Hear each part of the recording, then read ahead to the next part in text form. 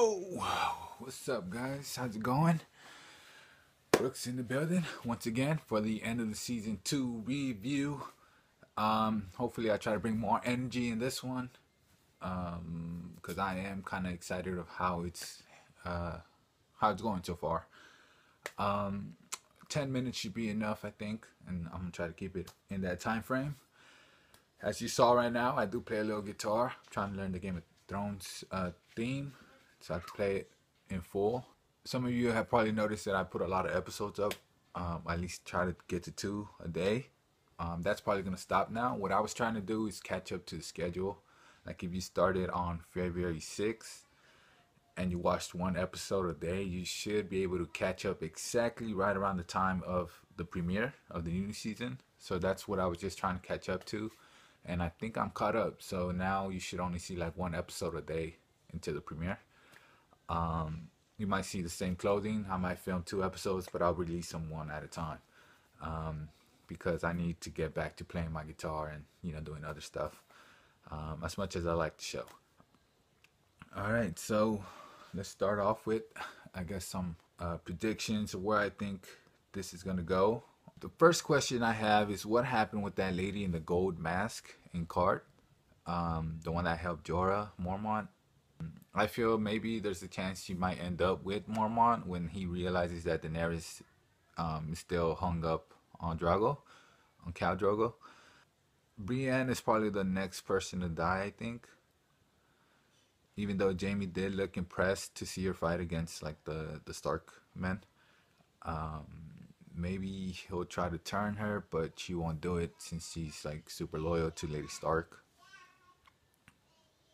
And they're not going to give up Sansa.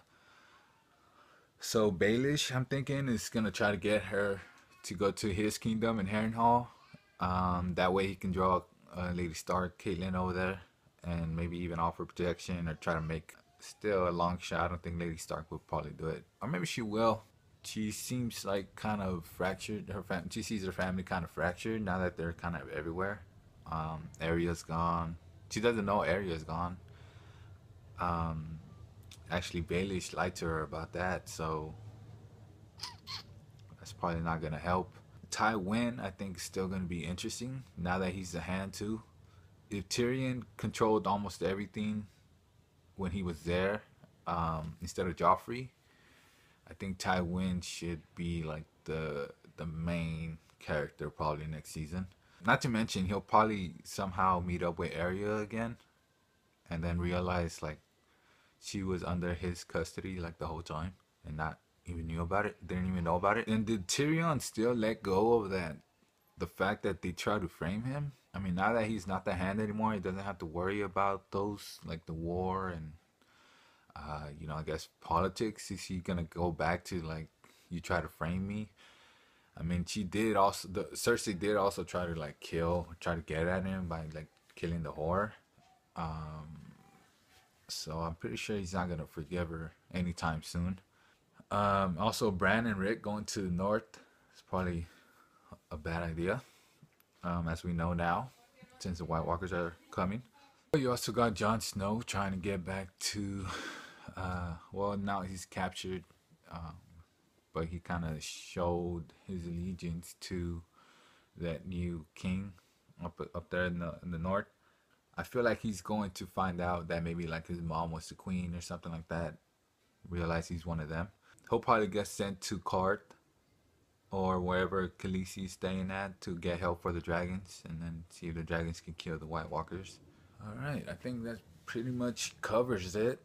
We'll go on to some fan questions now. Or your questions. Kind of feels weird saying your fans, but we'll see what we have here.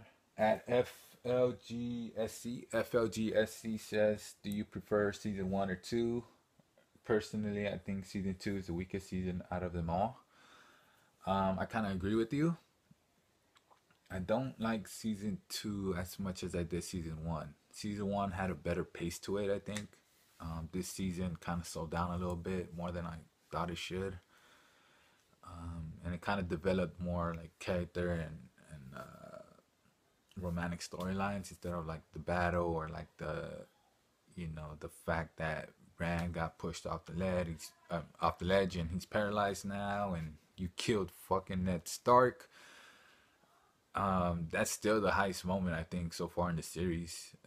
Season 2, Blackwater was okay, like the explosion and all that was cool. The White Walkers at the end of season 10, I mean episode 10, were pretty amazing too. But emotionally, there wasn't a scene like that Ned Stark moment where he got his head chopped off.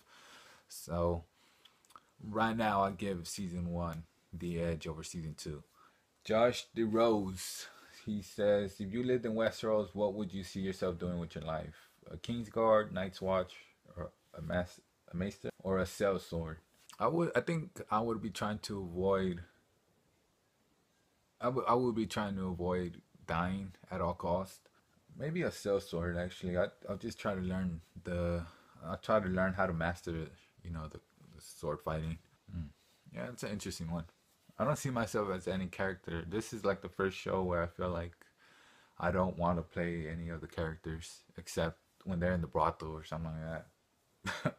Evani Verma, since you said you're romantic, which one is your favorite romance arc in the series so far? Or a couple you'd like to see later, maybe? My favorite romance arc, now that the season is over, I would say it's Tyrion and Shay. I think that's, first of all, he's a dwarf, and for him to find love, especially from Shay, like a person who's not only just beautiful, but like she actually showed that she cares about him regardless of all that other bullshit. And she also seems like a great person. She cared about Sansa. She found a way to like help her. So she just got the edge over Rob and Talissa. They got married. Even though I liked the marriage, that one kind of happened too quick. I mean, back in the day, I guess that's how it was. The couple I like to see later is definitely Jon Snow and that red-haired chick. I think they have some tension between them that they have to address. And I'm waiting on Lady Marjorie, I think that's her name, and Joffrey to see what her true motives are. There's a funny comment here. Gonna buy a ticket, fly to your country, and clean your room. That's funny. Hey, I would take you up on that offer. Arnett Jackson asked, who do you think are the main characters in this story? And who do you think survives season 3? Jon Snow, number 1. Khaleesi, Tyrion. Not sure about Robb. Or Tywin. What happened to the pirate Sansa? Dude? They might die. Did he get blown off? The main characters in this story, I don't think there's a legit main character. They all seem like pretty balanced out. It's more of an ensemble type of thing. Although Cersei Lannister did kind of take a step back. Like, they kind of made her as a... They took away, like, her role, and so did Jaime, too. Cersei and Jaime, both of them got, like, pushed to the back seat, which is weird, since either one was, like, predicated on them, too. I do like Stannis when they added him. The actor who played him pretty great, actually. It's a great, like, casting. That's some great casting, because there are times where you don't think he's smart, and then there are times where you don't think he's dumb. But then there are small characters that I think are going to be important later on in the story, like the lady in the gold mask that doesn't really show her face. I'm still thinking about her. Maybe she's going to end up doing something. What the hell is Varys going to do with Ross? They obviously teamed up. It's obviously going to be something against Baelish. Sam, is he dead? Can I assume he's just dead? And then also Gendry.